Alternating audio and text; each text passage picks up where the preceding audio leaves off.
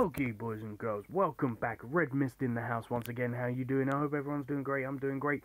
And we, my friends, are playing another Hog Cycle deck. Now, well, I say Hog Cycle deck, it's not a Hog Cycle deck. This one is completely different. This one is more of a double threat deck, I would like to say. I've got like the Hog Rider in there, but it's got the Knight, the Wizard, the Archers, the Princess, the Fireball, the Zap, the Minions, and did I say Archers already? I can't remember. But it's a little bit different to what I've been playing recently, so it's taking a little bit of time to get used to it. But as you can see here, we are way back right now. We're having a hard time, but look at this, guys. He plays a Tornado and guards to try and kill my Fire Wizard and my Archers.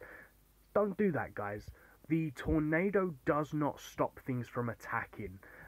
Unlike the Log, that when it knocks something back, they reset their target, or the Zap that resets people's targets, the Tornado doesn't do that. The Tornado just moves people and damages them just a teeny little bit. So he tried to counter with the guards, but obviously the Fire Wizard takes out the shields and so on and so forth. So just to avoid damage over here, we're going to take out the Goblin Barrel with the Fireball, and we're going to continue to set. Now, to be honest, I'm kind of thinking, I've seen his deck, I'm completely safe here. All I have to do is defend. I'm going to receive a little bit of damage as and when he plays his Hog Rider. But I'm thinking, it's okay. I'm completely safe. I can defend against this deck, no problem. And we're going to push against the other lane, knowing that I can defend against his Hog Rider with probably like one shot each time. With a minute left, we can survive long enough, because if need to, I can use my Zap and stop the Hog from getting any damage whatsoever. So he goes ahead and plays that the Tornado, but again, it doesn't stop the Princess from getting some damage off on his tower. In the meantime, the Knight has done work on his King Tower. He's going to push in with his Hog Rider and his guards again. I'm going to send off the Fireball, but unfortunately it was a little bit too late, and I now know that I have to push the left-hand lane, because I'm not going to be able to survive if he gets one push in with the tower. So here he goes with his Hog and his minions, and that's what I was on about. I knew that he was going to be able to play his Hog very soon, so I decided to not really commit too much to it other than the 3 elixir minions. But by doing that push, I was able to get a ton of damage over on the left hand side. He puts well played, so I'm kind of thinking, okay, well, he's conceded the game. And then look at this, guys. I'm going to go and pause this right here. He played those the 3 elixir 9 elixir musketeers in the middle, and I panicked. I put this Hog Rider down, and I'm not gonna lie, I was kind of scared. But watch this replay in slow motion. I'm gonna put it into slow motion, and watch this Zap. This Zap hits just as he hits the Tornado. He pulls my Knight back into range that targets his musketeers. He attacks them, kills them off. I say thanks because of that Tornado, not as BM, but because he stopped his musketeers from killing my tower, sending the Fireball down the line, and I'm going to go ahead and take that victory. If it wasn't for that Tornado, I probably would have lost that tower, because his musketeers would have dropped it too low, and that Goblin Barrel would have probably finished me off, or I would have had to use that defensive that defensive Fireball. So I'm going to go send some cards over to the clannies that are asking for some stuff, and we're going to go over here. We're going to show you the deck. I've switched it up again slightly. I took the 3 minions out of the deck, which maybe is a bad call, because obviously having that extra air damage from the 3 elixir minions is really good when it comes to fighting against like, what do you call it, like bowlers, because obviously they can't get damaged, fighting against the lava hound. But at the same time, I kind of think that the goblin hut might help me provide a little bit more defense than the other. So I'm going to go ahead and I'm going to show you my last two battles here, against a very tanky deck, which is the giant. He's got the Valkyrie, spear goblins, wizard, fireball, and I think he's got, what's he got? I think he's got zap, arrows, and archers. Oh no, he has the skeleton spawner. So as you can see here, that the the goblins actually distracted the Valkyrie over to the center without taking any damage to that skeleton spawner. The goblin spawner. He's now going to have to arrow the princess, which was a little bit too early because the spear goblins didn't actually get targeted. So again, we're going to be able to come in and we're going to get, I think, okay, we're going to get no shots off on the tower, but our skeleton, why do I keep saying skeleton? It's because he's got skeletons. We're going to go ahead and use our fire wizard to go ahead and take out the Valkyrie, which he's going to fireball again. So I'm just going to drop my archers down behind my knight here, just to see if I can get a little bit of tower damage, which that wizard comes in just in time, and he's able to kill the skeletons, which means I'm going to get one archer on the tower for a little couple of ticks. He gets off one shot, and just like that, we're back into the game with the same amount of damage as he done to us. So we're going to set up those skeleton goblin spawner again, and we're going to have to deal with the level 2 Sparky.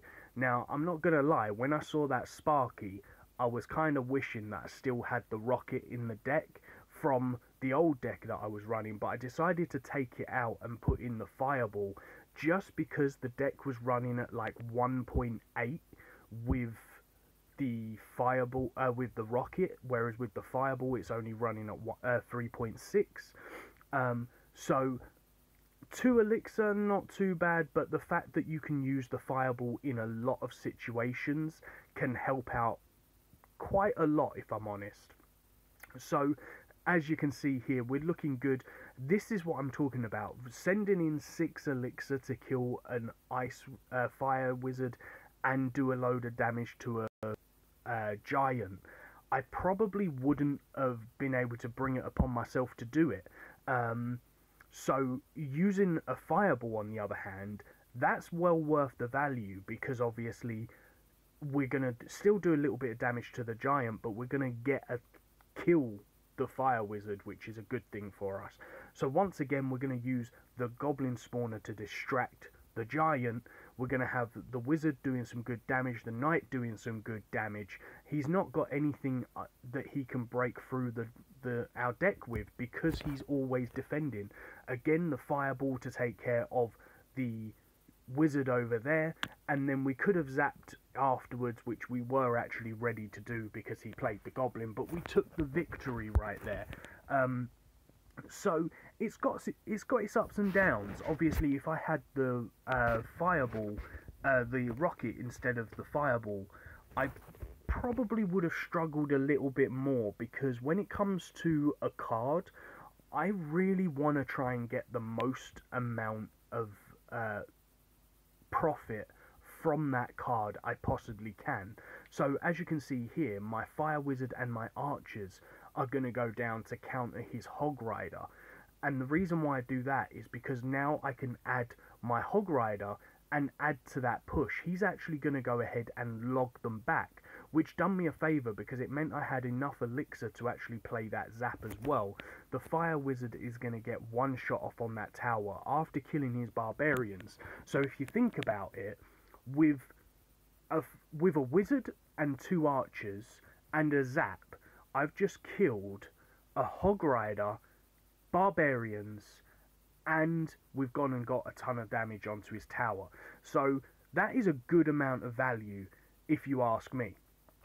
Archers and knight, the knight is going to be able to tank the damage from that wizard all day long, and then the archers are going to be able to come in and help take out the fire wizard. But unfortunately it wasn't the case, so I'm going to have to fireball, which I really didn't want to do because I've just lost elixir by doing that. But we're okay, we can reset and we can push things out again. So this time he's going to come in with a heavier push. I'm going to zap, and then I'm going to play down a bad goblin hut right here, because I was kind of thinking I could have got it down in time, and unfortunately it was in front.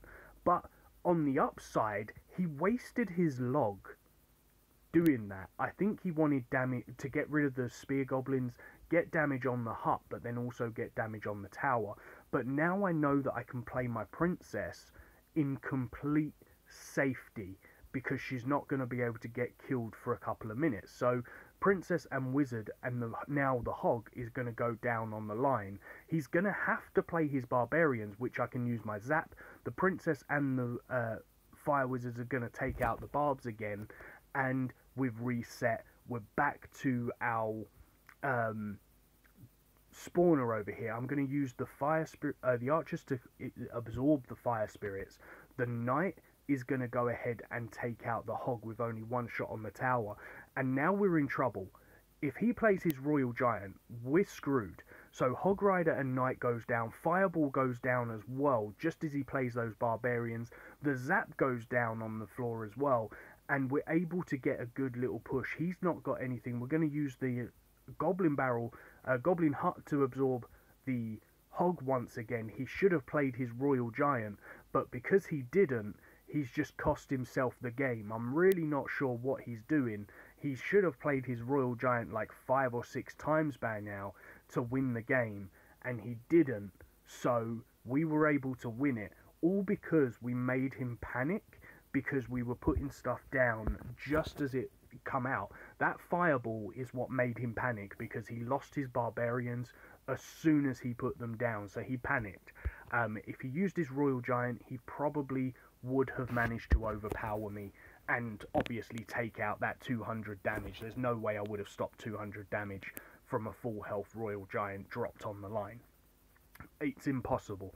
So we're going to jump into one live battle, and we're going to see what we can do. So like such as here right now, the rocket is definitely a no-no in this situation. The fireball, I would still say, is a no-no because you're losing an elixir. But as soon as he's just gone ahead and played a lightning down on the ground, I'm okay with that. So I'm going to go ahead and I'm going to put down this... wow, really, my dude? Are you serious right now? Okay. So he's going to be running giant lightning, which is really, really annoying. But hey, there's not really much I can do about it. So let's go ahead and use this hog rider to jump over the line over there and go ahead and get some stuff and things done over there. We're going to use this fireball to take out the princess, do a good amount of damage to the bowler, and also destroy that skeleton army. So we're quite happy with that over there. We're going to have to bait out that lightning spell again, because we really don't want the lightning being used on us too badly when we come to defend stuff. So let's force him to play some stuff and things over here, and we're going to go ahead and get rid of these troops over here like so. Let's just zap that bowler over here, and once that minion comes in, we're going to go like yeah. So now we can distract over here and do this. And is that knight going to be able to distract that long enough to be able to not get a shot? I think that yep, he's going to get one shot. That's quite annoying. So let's just go ahead and set down this over here. We're going to go put down this over here. Has he got his skeleton army? He does now have his skeleton army, so that's quite annoying. Let's go put down this princess over here. We're going to zap all of that over here, and we're going to put down this bungalowy thing over here with this over there, and we're gonna probably lose this game, guys, because of Giant Bowler is so overpowered, it's ridiculous. So let's do this. Let's keep on going. Let's keep on persevering with this bowler and stuff, and see if we can just distract just a little bit over here like so. And we're gonna zap this guy over here like this. And are we going to be able to take that guy out? No, we are not. Well, yeah, we are. Okay, cool. So we're going to be able to do this. Let's go ahead and do this hog once again over here. And we're going to go put down this fireball just as he plays all of those minions. We're going to get some damage off on that tower. And that, my friends, is the clutch victory. Very, very close battles. Insane, considering that this deck is not designed for fighting super tanky. I didn't design it to fight against Giant Bowler at all, and it just done fairly decently because of the fact that we were able to sort of make him play stuff that he didn't want to play. So let's go ahead and check the shop over here. Do we have another legendary? We do not, and there is no way I'm going to be buying a Royal Giant. As you can see, the Royal Giant, I actually have 1,989 of those cards. So anyone in my clans that watching the video, please request Royal Giant so I can get rid of them. I hate them. The epic chest is there. We're not going to be buying that, but no legendaries today, guys. So anyway, if you've enjoyed the video, that's the deck. Hit the like button, leave me some comments, subscribe if you're new to the channel, and I shall see you in the next one. Peace on the streets.